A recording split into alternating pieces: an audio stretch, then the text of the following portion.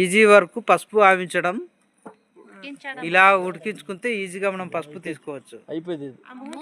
ఈ విధంగా ఒక గుడ్డలో పసుపు కొమ్ములన్నీ మూట కట్టుకొని కిందిలో మన ఆవించే పెద్ద డ్రమ్ములో వేసుకొని ఆ పైకి ఇలా ఈజీగా కొమ్ములు తీసుకోవచ్చు. గుడ్డ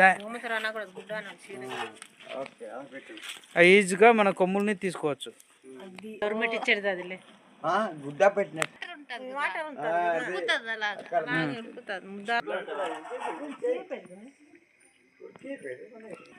పసుపులు ఉడికిందో లేదో తెలుసుకోవడానికి ఈ విధంగా మనం తెలుసుకోవచ్చు. ఒక కర్రపుల్లని అలా గుచ్చాలి.